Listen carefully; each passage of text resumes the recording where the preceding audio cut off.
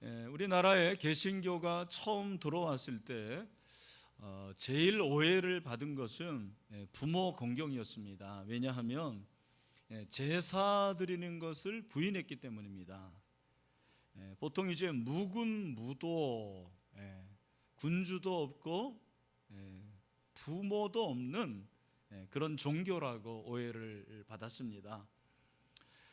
그런 가운데서 북장로교회 선교사였던 마포섬 삼열 선교사님과 관련된 아주 재미난 이야기가 있습니다. 그 마페 선교사님은 1901년부터 평양 신학교에서 제자들을 가르쳤습니다. 그 중에 우리가 잘 아는 길선주 목사님이 있었습니다. 그때는 길성은주 학생이었죠. 전도사였습니다. 길선주 이 학생을 전도한 사람이 누구였냐면 김종섭이라는 사람이었는데, 이 김종섭이라는 분이 이제 예수님을 믿고 그리고 기독교를 받아들이는데 굉장히 신앙의 고민을 많이 했어요. 그 원인 중에 하나가 바로 제사 문제였습니다. 어느 날 친구 정익노와 함께 이제 주막에서 술을 몇 잔 마시고 마페 선교사님을 찾아와서 몇 가지 질문을 했습니다. 부모를 효도로 공경하는 것이 옳은가? 그렇게 질문을 하니까 마페 선교사님이 옳고 말고 부모를 공경하는 것이 하나님의 계명이요, 그렇게 대답을 했습니다. 그러자 그러면 마목사도 고향에 부모가 계시며 또 효도를 하는가? 그렇게 물어보니까 마포삼열 선교사님이 나도 고향에 부모가 계시고 그리고 공경하는 마음이 있어 라고 대답을 했습니다. 그러면 지금 부모를 버리고 만리 타국에 와 있으니 이것이 어찌 효도인가? 이렇게 질문을 한 거예요. 이 질문에 대해서 마페 선교사님이 또 질문을 했습니다. 노형, 부모의 말을 순종하여야 효도요, 불순종하는 것이 효도요? 그렇게 했더니 물론 순종하는 것이 효도지. 그러자 마페 선교사님이 이어서 이렇게 말했습니다.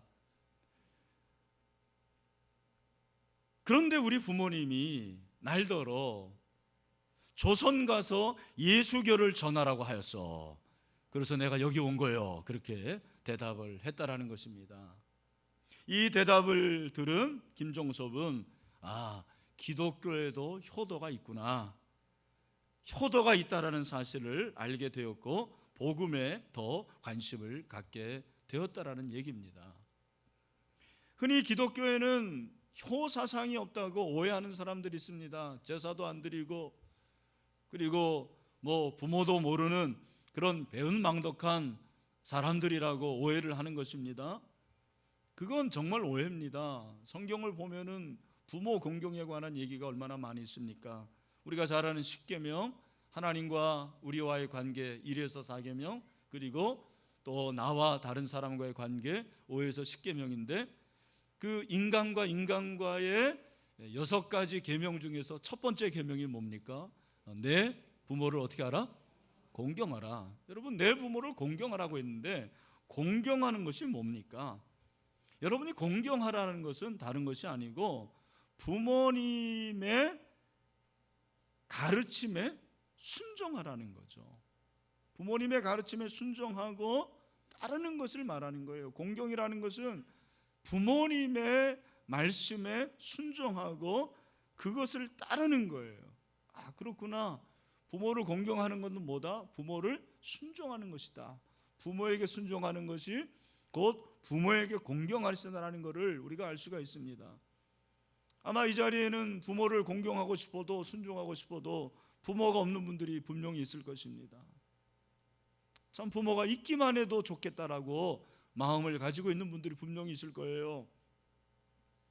여러분 가운데서 부모가 있다고 하면 이것이 얼마나 큰 축복인 줄 몰라요. 공경할 부모가 있다라는 것, 순종할 부모가 있다라는 것은 하나님이 우리에게 주신 축복이거든요. 오늘 이 말씀을 듣는 저와 여러분 모두가 부모님에게 순종할 수 있게 되기를 주님의 이름으로 축원합니다. 오늘 이 본문은 그리스도인의 삶의 문제, 그 중에서도 가정생활과 사회생활에 관한 말씀이에요. 18절 19절은 부부의 관계입니다. 아내들에게 남편에게 복종을 하고 했고, 남편들에게는 아내를 사랑하고, 그 다음 말씀이 재밌어요. 괴롭게 하지 말라고 그랬어요. 사랑하는 남편들이요, 아내를 좀 괴롭게 하지 마세요. 네, 괴롭게 하지 말라. 그 당시나 지금이나 괴롭게 하는 그런 분들이 있다는 거죠. 그리고 20절과 21절은 자녀들과 부모, 부자의 관계고요. 22절부터 4장 1절은 종과 주인의 관계예요. 그리스도인으로서의 종, 그리스도인으로서 주인이 어떻게 자세를 가져야 되는가에 관해서 말씀을 하고 있습니다. 그런데 여러분, 이 말씀을 보면 이것이 하나의 관계로 설명을 하고 있다는 거예요. 어떻게 살아야 되는가, 그 살아가는 문제를 관계로 우리에게 정리를 해주고 있어요. 믿음이 좋다라는 것이 무엇인가? 믿음이 좋다라는 것은 우리가 생각하는 것처럼 그렇게 교회에서 나타나 보이는 행동이나 그리고 그 사람의 모습이 아닙니다. 물론 그것도 일면 믿음이 좋다고 말할 수 있을 겁니다. 그런데 정말 믿음이 좋은 것은 무엇이냐면 그분의 가정생활을 봐야 돼요. 그분이 가정에서 부부관계가 어떤가, 부모와 자녀의 관계가 어떤가, 형제의 관계가 어떤가를 봐야지 그게 진짜 믿음이 좋은 거예요. 직장에서 직장 동료들과 어떤 관계를 가지고 있는가, 상사를 어떻게 섬기고, 그리고 아래에 있는 사람들, 부하 직원들을 어떻게 잘 섬기는가, 그걸 봐야 된다는 것입니다. 이웃의 관계를 말하는 것입니다.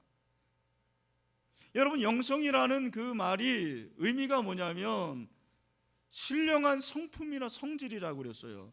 그러니까 영성을 종교적인 차원으로 이해하면 굉장히 어려운 부분인데, 이 영성이라는 것을 관계로 이해하면 굉장히 쉽습니다. 그 사람이 영성 있는 걸 어떻게 아느냐? 주변의 사람과 어떤 관계를 가지느냐 보면 알아요. 그 사람이 주변과의 관계가 참 편하고 많은 사람들에게 좋은 이미지를 주고 그렇게 친밀한 관계다, 관계를 잘 맺는다, 관계를 맺는데 무리가 없다, 그러면 그 사람은 뭐예요? 영성이 있는 사람이에요. 반면에 그 사람이 다른 사람들과 불화한 관계를 가지고요, 그 사람이 가기만 하면 항상 불화가 일어나고 화목하지 못한 관계를 하면 그 사람은 영성이 있는 게 아니죠.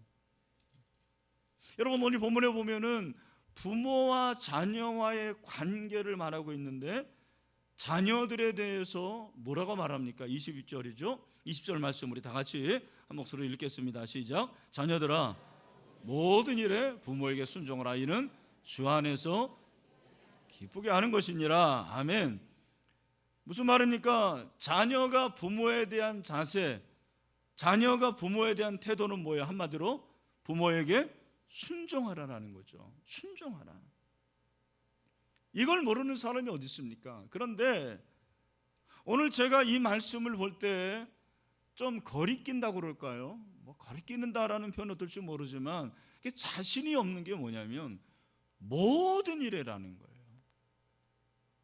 자녀들이 부모에게 순종하는데 어떤 일이 아니고 뭐예요? 모든 일에 순종. 여러분, 모든 일에 순종하십니까? 부모에게 모든 일에 순종하세요? 이게 참 어려운 거예요. 여러분, 모든 일이라는 걸 여러분들이 이해를 잘해야 됩니다.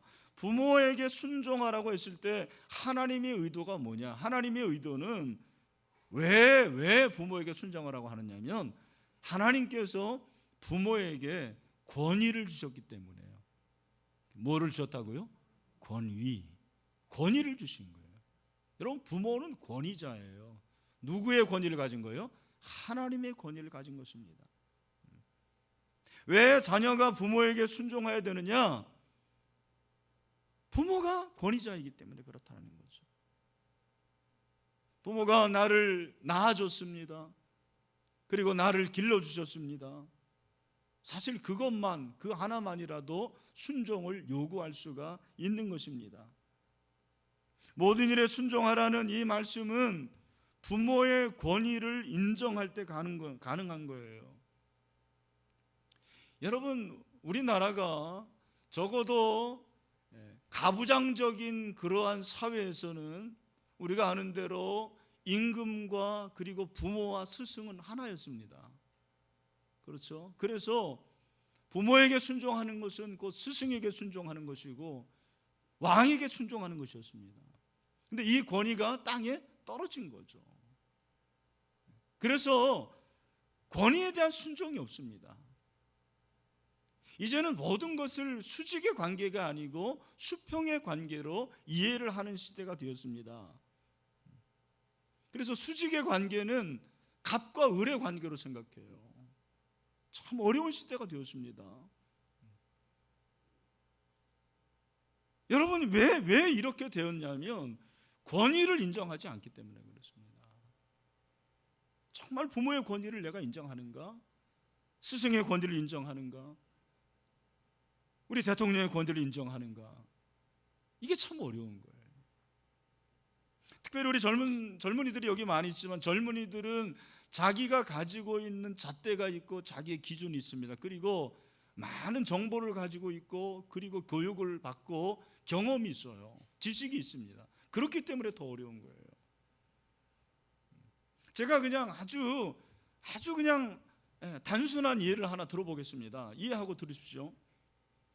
여기 이제 우리 어머니들이 있는데 우리 젊은 그 엄마들은 아이를 키울 때도 시어머니의 교육법과 다릅니다. 그렇죠? 그래서 일례로 아이를 키우는데 아이를 항상 어떻게 했습니까?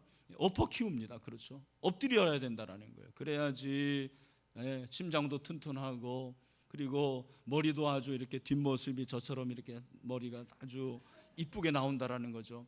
그런데 시어머니들은 집에만 오면 어떻게 해요? 다 엎는 게 아니라 다 눕힙니다. 그렇죠? 그래야 된다는 거예요. 잘못하면 이게 숨도 끊어질 수도 있고.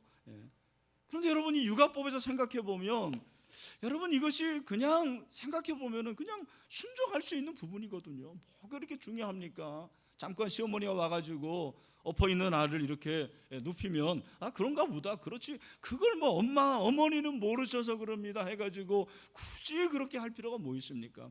여러분 잠시 그렇게 엎혀 놓는다고 그래가지고 갑자기 얘가 심장이 멎어가지고 뭐 죽기는 합니까? 그리고 막 갑자기 뒷머리가 이렇게 절벽이 돼가지고 비가 오는데 막 뚝뚝 떨어지고 막 그래요. 그런 일이 없어요. 그냥 어머니가 그러시다면 잠깐 뭐 엎혀놓죠 뭐 이러면 되거든요. 제가 왜 이런 말씀을 드리냐면 부모의 권위를 우리가 인정할 때 내 생각과 내 지식과 그리고 나의 경험과 분명히 부딪힐 수가 있어요. 근데 여러분 뭐 그런 거 그렇게 하기가 어렵습니까? 이렇게 순종하기가 어렵습니까? 부모의 권위는 부모가 자식을 낳았기 때문에 부모가 당연히 누리는 것입니다. 성경은 이것을 명령이라고 그러잖아요. 오늘도 모든 일에 부모에게 순종하라. 그것은 명령이에요. 명령은 순종해야 된다는 것입니다. 디모데전서 5장 4절에도 먼저 자기 집에서 효를 행하여 부모에게 보답하기를 배우라. 이것이 하나님 앞에 받으실 만한 것이니라 그렇게 말하거든요.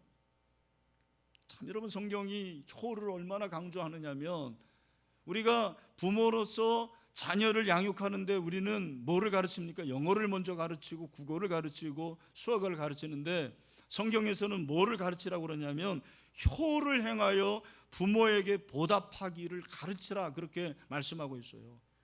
뭐를 가르치라는 거예요? 효도하는 걸 가르치라는 거예요. 성경이 그걸 우리에게 말씀해 주고 있습니다.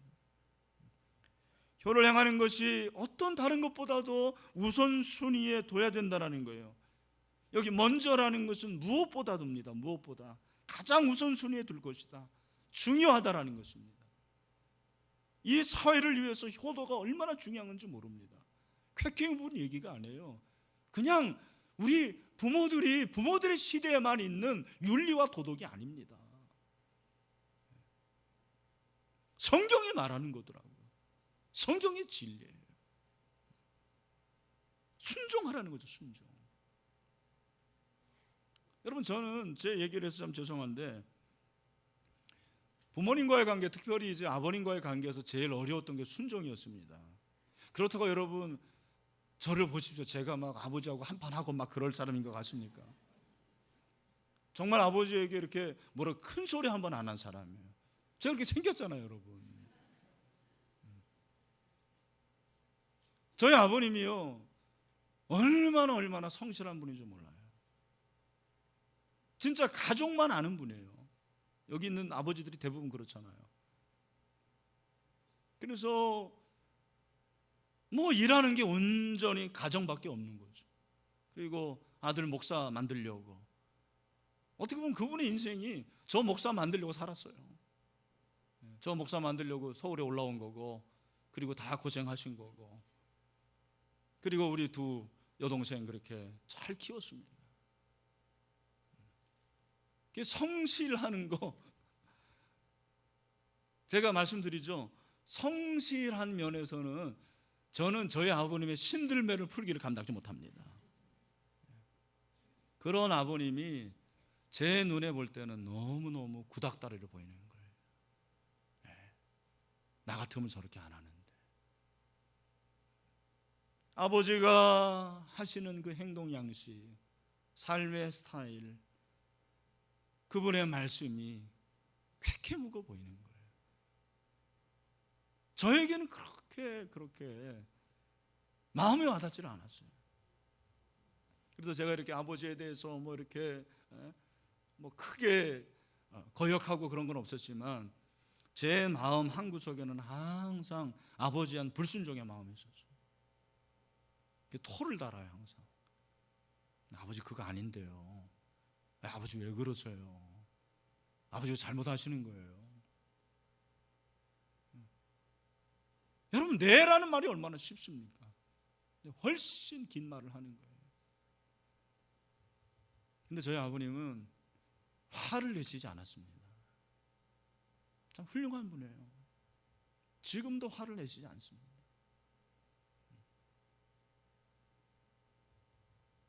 근데 어느 날 제가 철이 들었는데, 몇 년 전입니다. 제 자신이 아버지에게 불순종하고 있다는 사실을 제가 발견했어요. 내가 아버지에게 불순종하고 있구나, 순종하지 않고 있구나. 그래서 그 사실을 깨닫고는 하나님께 회개를 했습니다. 그리고 제가 결심을 했어요. 하나님, 이제부터는 아버지가 무슨 말씀을 하시든지 제가 그냥 한번 해보겠습니다. 여러분, 쉽지 않아요. 제 생각이 있거든요. 제가 훨씬 많이 배웠거든요. 근데 아버지가 뭐라고 말씀하시면, 네, 아버지 말씀이 맞습니다. 그냥 따르기로 결심을 하고 그렇게 해봤어요. 처음에는 어렵더라고요. 그런데 마음을 먹으니까, 결심을 하니까 그게 조금씩 되어지는 거예요. 참 신기합니다, 여러분. 그게 되어지면서 제가 가지고 있는 아버지에 대한 그런 생각들이 조금씩 변하기 시작했어요. 제 마음속에 정말 아버지를 사랑하고 존경하는 마음이 생기는 거예요. 참 아버지가 한없이 불쌍해 보였습니다. 저희 아버님이 몇 해 전에 고관절로 이렇게 낙상을 하셔가지고 몇 개월 동안 침상에서 고생을 하시고, 참 하나님의 은혜로 이제 일어나셨습니다. 그러나 지금도 거동이 이렇게 불편하십니다. 참 그러다 보니까요, 이분이 워낙 말씀이 없으신 분인데 거의 언어를 잊은 것 같더라고요. 참 말하는 것도 힘이 있어야지 말을 하시더라고요. 집에 계시는데 걱정이 되는 거예요. 혹시 이러다가 치매가 오신 건 아닌가. 말씀을 안 하시니까. 제가 제 동생들에게 제안을 했습니다. 야, 이러지 말고 우리가 일주일에 이틀씩 결정해가지고 우리 가정은 월요일날, 목요일날, 그리고 바로 밑에 여동생은 화요일과 금요일, 그리고 막내는 수요일과 토요일날 전화를 드려서 매일 찾아가기는 어려우니까 아버지하고 5분 이상 대화를 하자. 보통 저희 집은 전화해도 어머님이 꼭 받으십니다. 그리고 어머님하고 통화가 대부분 끝나요. 근데 그러지 말고 우리 아버지를 꼭 바꿔달라고 하자. 그래서 아버지하고 할 말도 없어요. 사실 5분 이상 하려니까. 그러나 5분 이상 아버지하고 대화를 하려고 그렇게 무진장 노력을 했어요. 여러분 참 신기하죠. 저희 아버님이 말을 하기 시작했습니다. 말씀을 하기 시작하고 얼굴이 달라지고 환해지고 지금은 많이 건강해지셨습니다. 저는 이게 순종이라는 걸 알았어요. 여러분 모든 일에 순종하는 것이 참 어렵습니다. 왜? 부모가 능력이 없고 부모가 제대로 하지 못하는데 어떻게 순종해야 됩니까? 라는 거예요. 여러분 부모가 연약하고 부모가 능력이 없고 부모가 제대로 잘 못해요. 그러면서 당신도 못하는데 뭘 이래라 저래라 합니까? 라는 것이 우리 자녀들의 생각이잖아요. 이치에 맞지도 않고 오늘 이 시대에 구닥다리 같은 말씀을 왜 하십니까? 아니에요. 여러분 우리가 순종해야 될 이유는 부모라는 것은 직분이에요. 직분. 여러분 목사가 직분이잖아요. 제가 목사로서 잘하고 못하는 건 제가 하는 일이에요. 근데 여러분 제가 뭐 그렇게 하겠다라는 말이 아니고 혹시라도 제가 목사로서 목사답게 하지 못할 때도 여러분들은 저의 말에 순종해 주시길 바랍니다. 별로 많이 없네요. 아멘이. 그건 직분이니까 그런 거예요. 하나님에 대한 순종이에요. 여러분 부모에 대한 순종은 부모에 대한 순종이기도 하지만 동시에 누구에 대한 순종이에요? 하나님에 대한. 왜? 하나님이 부모에게 뭘 주신 거예요? 권위를 주신 거예요. 할렐루야. 그래서 여러분 위에 있는 사람에게 하나님께서 다 권세를 주셨대요. 로마서 13장 1절의 말씀이죠. 우리 다 같이 한번 로마서 13장 1절의 말씀을 같이 한번 읽어보도록 하겠습니다. 시작. 각 사람은 위에 있는 권세들에게 복종하라. 권세는 하나님으로부터 나지 않음이 없나니 모든 권세는 다 누가 정했어요? 하나님. 여러분 믿습니까? 여러분 여러분의 부모님이 정말 보잘것없고 무식하고 가진 것 없고 연약하고 제대로 하는 것 같지 않아요. 술주정뱅이도 있습니다. 그런 분들 많았어요. 우리 아버님들 중에서. 어머님들 중에서도 욕하고 제대로 하지 못하는 어머님들이 있었습니다. 그러나 여러분 내가 하나님의 자녀이기 때문에 하나님께서 우리 부모들에게 권위를 주셨기 때문에 그 직분을 가지고 우리는 부모님에게 순종해야 되는 자들입니다. 여러분 여기에 또 단서가 있는데요. 오늘 본문에 보면 우리가 순종하는데 주 안에서 순종하래요. 많이 들어보셨을 거예요. 에베소 6장 1절 말씀에서도 그렇게 말씀하시죠. 자녀들아 주 안에서 너희 부모에게 뭐하라? 순종하라. 이것이 옳으니라. 여러분 참 성경은 공경하라는, 특별히 신약에서는 공경의 의미가 아니라 순종의 의미를 말하고 있어요. 제가 생각해 보니까 신약 시대에 예수 믿는 사람들 중에서 부모에게 순종하지 않았던 자녀들이 많았던 것 같아요. 여러분 2000년 전이 그렇다면 지금은 훨씬 많죠. 저는 훨씬 많다고 생각해요. 그런데 여러분 순종할 때 모든 일에 순종하지만 한 가지 단서가 있는데 주 안에서 순종하라는 거예요. 저는 이 주 안에서 순종하라는 것을 어렸을 때 초등부에서 배웠어요. 저를 가르친 전도사님이 이 말씀을 가르치면서 그렇게 말씀하셨던 것이 기억이 납니다. 너희들 주 안에서 순종하는 게 뭔지 아니? 너희 부모가 부모님이 너희가 이렇게 교회 가려고 하는데 교회 가지 마라, 예수 믿으려고 그러는데 믿지 말라, 그렇게 할 때는 그거는 부모의 말을 순종해야 되는 것이 아니고 누구의 말을 순종해야 된다? 하나님의 말을 순종해야 된다, 주님의 말을 순종해야 된다, 그렇게 말씀하셨어요. 굉장히 잘 가르친 거예요, 지금 보니까. 그러나 전도사님이 왜 그래야 되는지 그 이유에 대해서 말씀하시지 않았어요. 굉장히 어려운 부분이죠, 신학적으로. 근데 제가 오늘 그냥 간단하게 말씀드리겠습니다. 여러분 잘 들어보십시오. 내가 이렇게 태어날 수 있는 것은 스스로 태어난 겁니까? 여러분 가운데 스스로 태어난 분 한번 손 들어보세요. 이런 사람들은 사람이 아닙니다. 그죠? 간혹 이제 이렇게 아주 그냥 그 하등 동물 중에서는 자기 분열하는, 자아 분열하는 그런 단세포 동물들이 있잖아요. 그러나 사람 중에서는 어떤 누구도 혼자 태어나는 사람은 없습니다. 부모의 몸에서 태어난 거예요. 그러니까 부모의 몸에서 태어났다는 것은, 부모가 나오는 것은 뭐예요? 우리의 몸이에요, 몸. 우리의 몸을 부모가 태어나게 한 거예요. 그런데 사람은 몸만 가지고 있는 것이 아니고 뭐가 있습니까? 영혼이 있습니까? 영육의 존재예요. 영과 육의 존재예요. 여러분 우리의 영혼, 이 영혼은 부모가 만들지 못합니다. 잘 아십시오. 부모님은 우리의 영혼을 만들거나 우리의 영혼을 탄생시킬 수 있는 그런 존재들이 아니에요. 제가 말씀드린 대로 하나님께서 직분을 맡기신 존재지 부모가 전지전능하지 않습니다. 그러면 우리의 영혼을 만드시고 우리의 영혼을 다스리신 분은 누굽니까? 살아계신 하나님이십니다. 주님이십니다. 아멘? 네.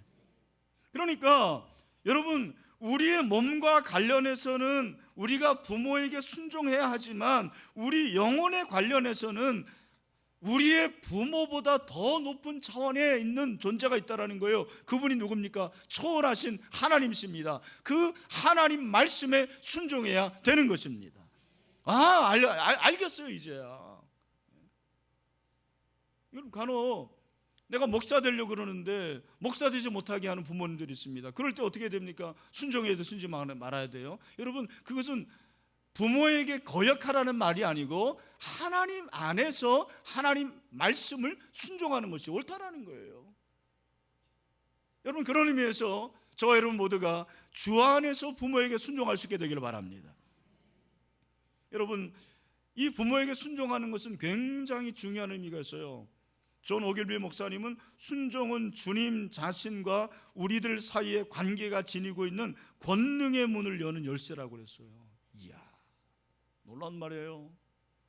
여러분 저와 여러분이 그리스도인으로서 능력 있는 그리스도인이 되기를 원하십니까? 그러면 여러분 부모님에게 순종하시길 바랍니다. 순종하면 권능의 문이 열릴 것입니다. 하나님께서 축복의 문을 열어주실 것입니다. 우리가 어떻게 순종해야 됩니까? 부모의 말을 경청해야 돼요. 한번 따라합시다. 부모의 말을 경청하라.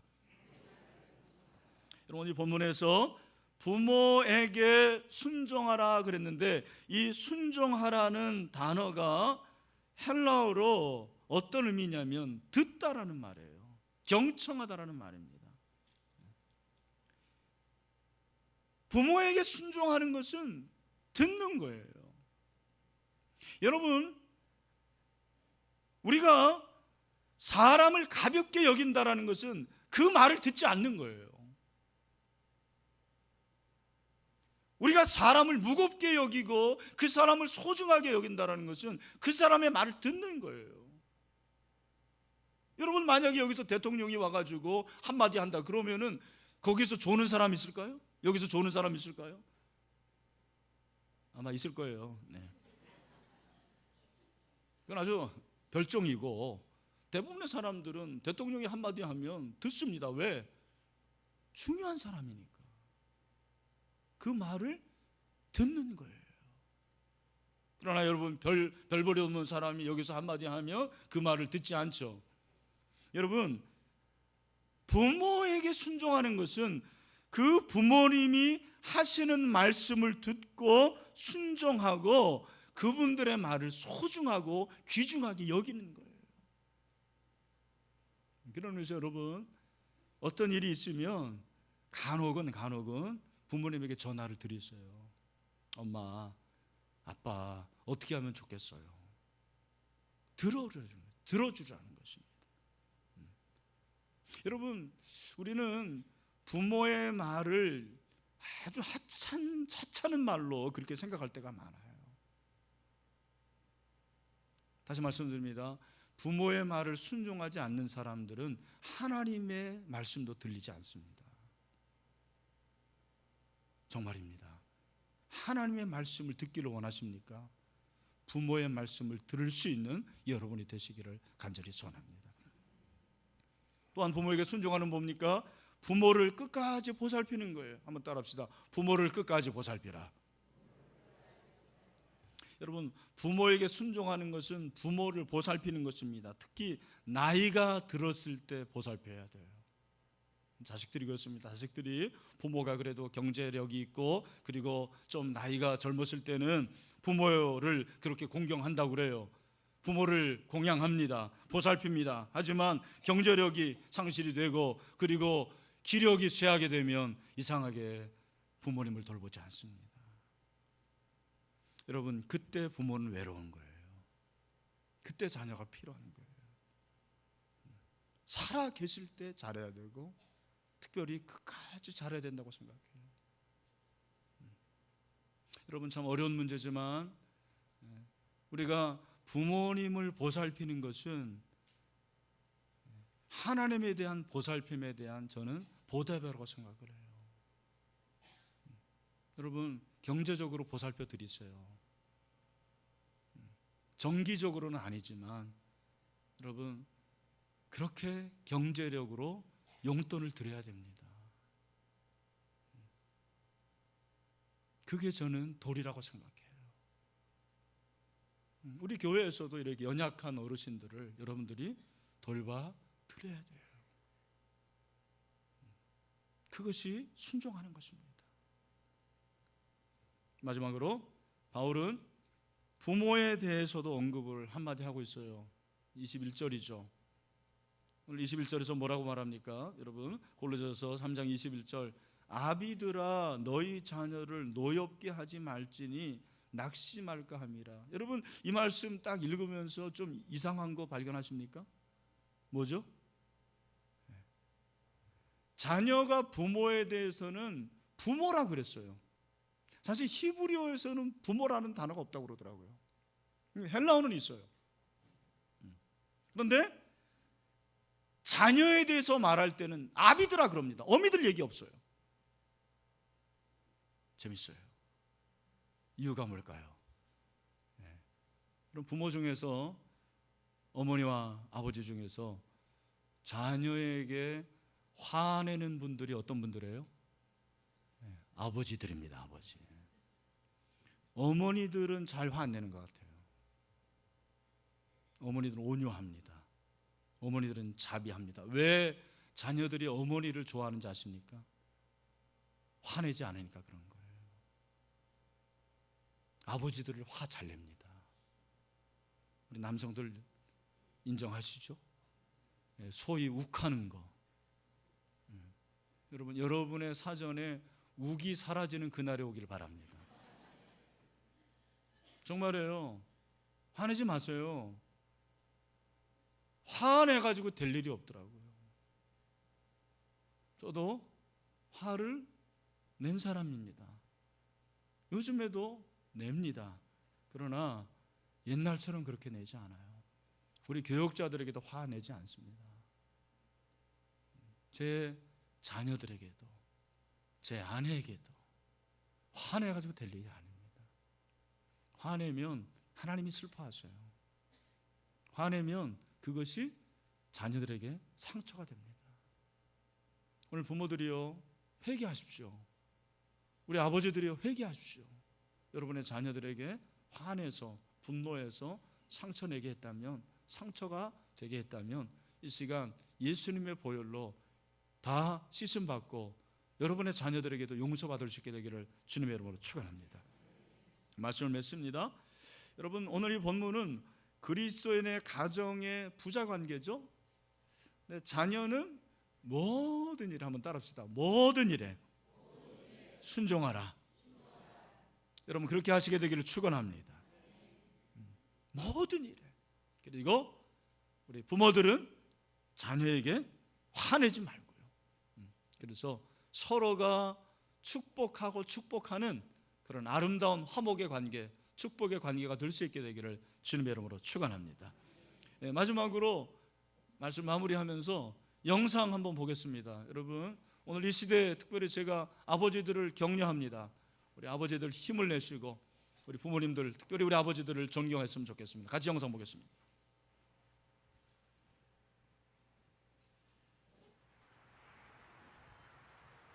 아이들은 자신의 꿈에 대해 어떤 생각을 갖고 있을까요?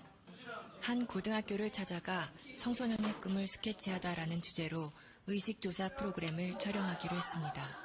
안녕하세요. 수능 잘 봤어요? 다들 시선을 피하는데 오늘 얘기할 거에 대해서 조금 학생들이 생각하는 꿈은 과연 무엇일까요? 질문지를 갖고 왔어요. 죽기 전에 꼭 해보고 싶은 당신의 꿈은 무엇인가요? 이게 버킷리스트라고 하죠, 요즘에.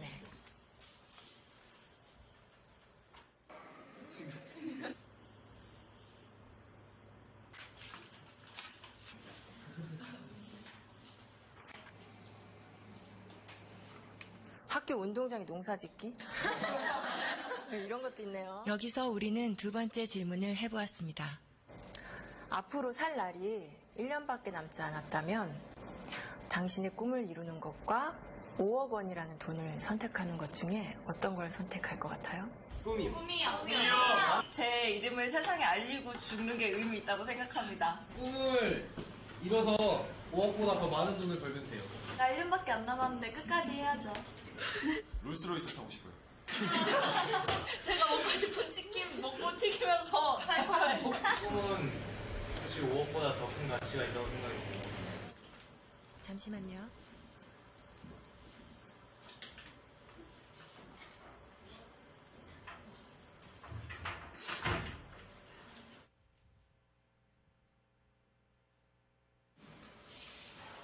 우리 온 가족이 함께 모여서 내 식구도 건강한 데서 좀 해보고 싶고 하고 싶은 게 너무너무 많죠. 아들이랑 둘이서 배낭여행 한번 가고 싶어요. 아, 집 투어? 아들이랑? 저희 고향 양평으로 내려가서 그림같이 멋있는 집을 짓고 사랑하는 가족과 함께 행복하게 사는 게 제 꿈입니다. 조그만 극장이라도 하나 해줬으면 성진이가 하고 싶어 하는 거니까. 많은 추억이나 또 집사람한테 그동안 못 해준 거 그런 것만 생각나더라고요. 가족과 함께 여행을 하는 게 제 꿈입니다. 근데 할 수만 있으면 진짜 같이 한번 성진이 데리고 여행을 좀 해보고 싶습니다. 구석에 친구들 한번 만나보고 싶어요. 맥주 한잔 마시고 싶어요. 맥주 괜찮죠?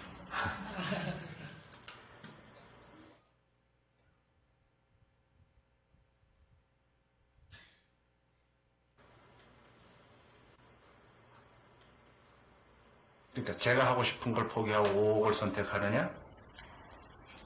지금 같으면 5억을 선택하겠습니다. 결론적으로 돈을 선택해서 주는 게 좋겠죠, 뭐나. 그건 당연히 5억은 가족을 위해서 선택하겠죠. 그 아버님이 좀 장병에 돌아가셨거든요. 이건 고통을 좀 많이 받죠. 금전적인 고통을 많이 받았어요, 식구들이.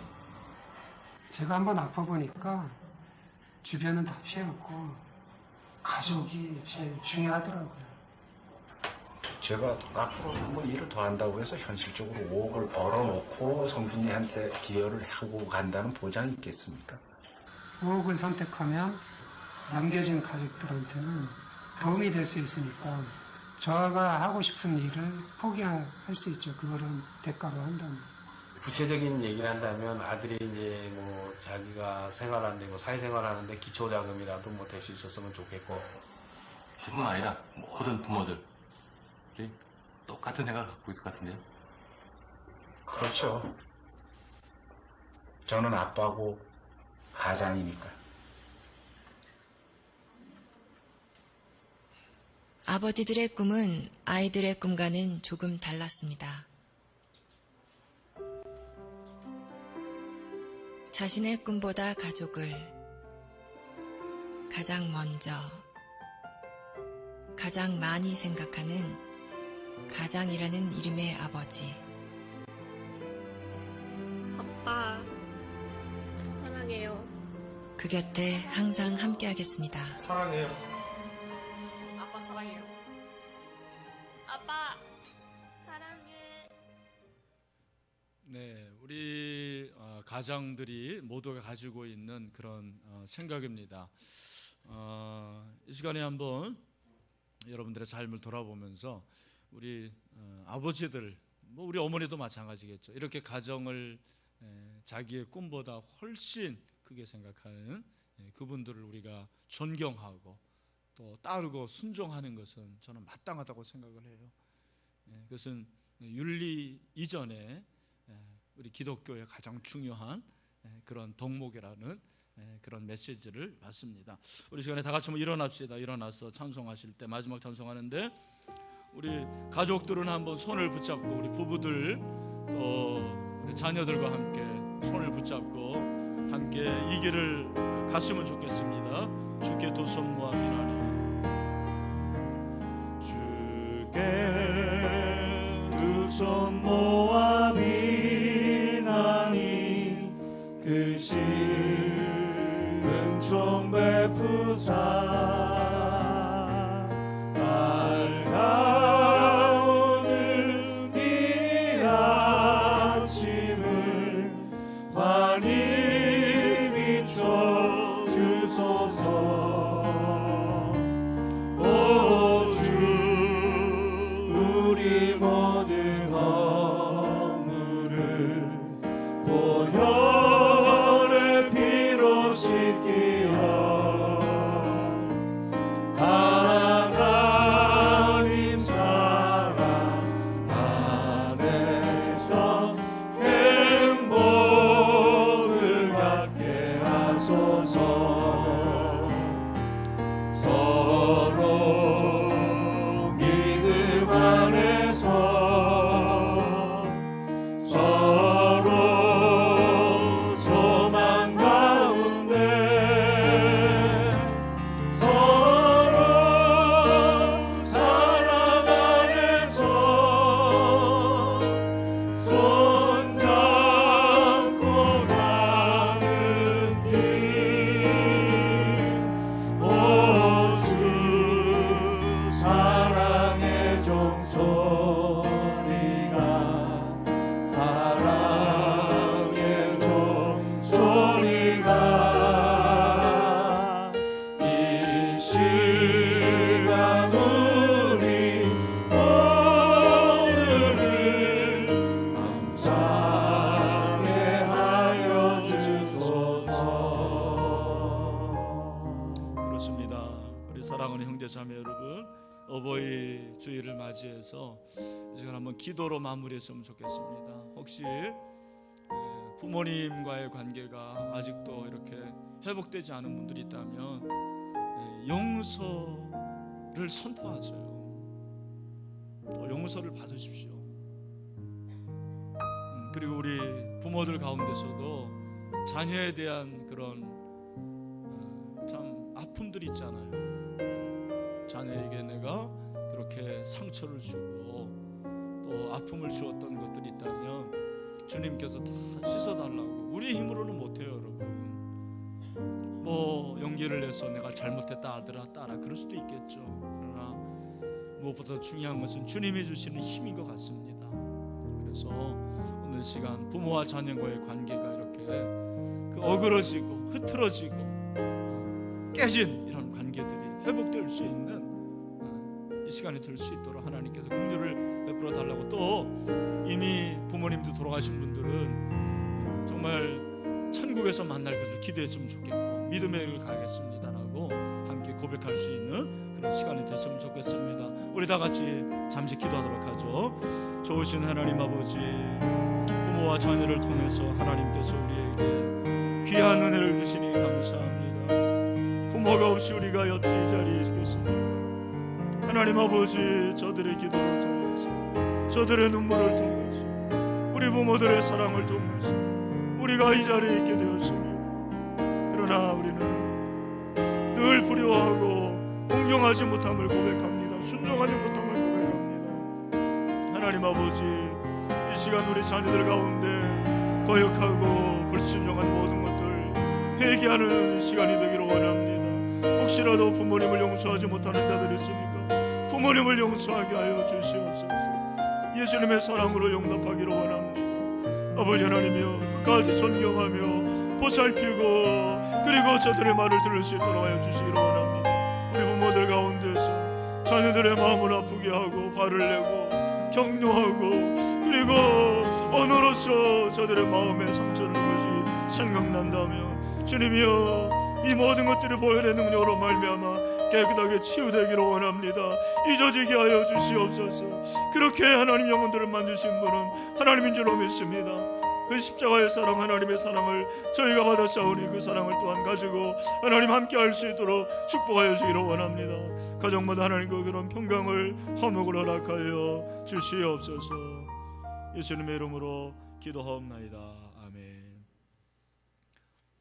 이제는 우리 주 예수 그리스도의 은혜와 우리 하나님 아버지의 크신 사랑과 보혜사 성령님의 교통하심, 위로하심, 인도하심이 낳아주고 길러주신 부모, 그 부모에게 모든 일에 순종할 것을 결단하고 혹시라도 불효한 것이 생각난다면 다 용서하고 용서받기를 원하며 부모로서 자녀들에게 상처 준 모든 것들을 보혈로 씻음받기를 원하고 정말 축복하고 사랑하고 아끼는 소중한 그런 자녀들에게 원하는 모든 부모들 가운데 그리고 사랑하는 성도들의 가정 가운데 영원토록 함께 하시기를 간절히 축원하옵나이다. 아멘.